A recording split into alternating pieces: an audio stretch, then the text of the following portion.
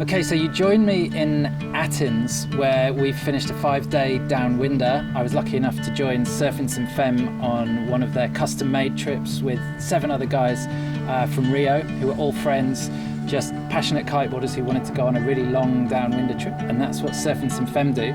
Our guide this time was Andre Penna, who has been fantastic. He's discovered this part of the coast all on his own for a large part, so he's going to tell you exactly where we went. We covered around 300 kilometers, a bit less in straight line. It's a very special part of the coast.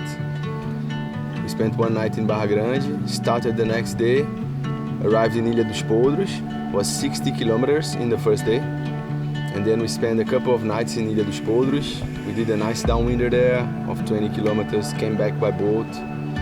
Next day, more 60 kilometers until Tutóia. And then one night in Tutóia, and then next day 55 kilometers to Atins. And after we spent 3 nights in Atins, we did a nice downwinder in the Lençóis Maranhenses in the National Park. And today is the last day, is a kind of a rest day. So after we left Barra Grande, we made it over around 3 hours to an amazing private island, and I had no idea that we were going to be ending up at this place. I kind of came into the trip a little bit blind, which was part of the magic of it. Really, really remote. Anyway, from there on day 2 was probably the best day of the trip, and here's why.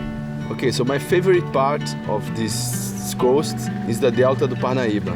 Parnaiba River is a big river that comes 1,500 kilometers inside the country. When he gets near the sea, he splits in 5, which make this labyrinth of islands and rivers. And when we pass there with the clients, at some point we stop at the beach and we walk 500 meters in the dunes and arrive in this magic river, and we navigate on this river for 8 or 10 kilometers. And this part is magic, man. Every client is super stoked there.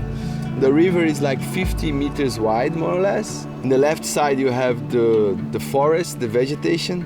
In the right side you have the dunes.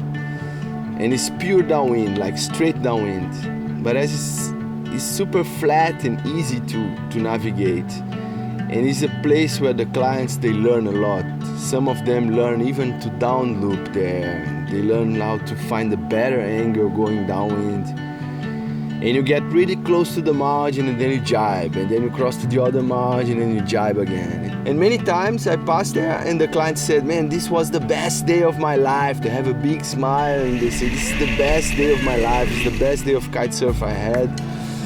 So that's the biggest realization for me. I get so happy, man, with that.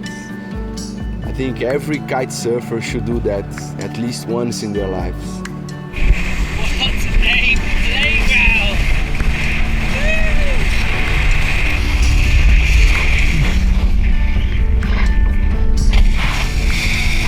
We're on the homeward leg now. We've done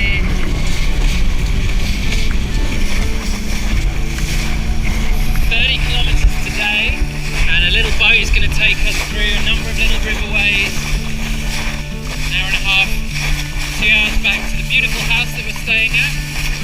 Definitely one that is going to live in the memory banks for a really long time.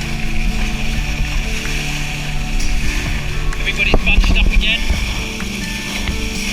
We've got pretty spread out. It's quite difficult coming down a narrow river mouth.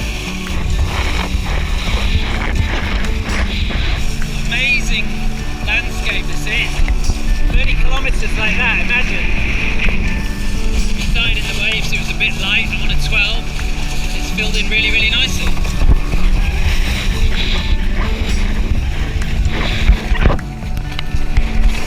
Key to that down loop is, as you loop it and go, sheet out as the kite starts to pull.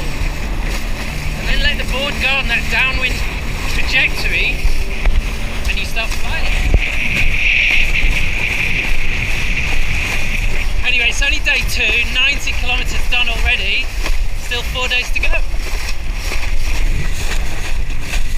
Still got a long way to go, it's definitely going to be dark by the time we get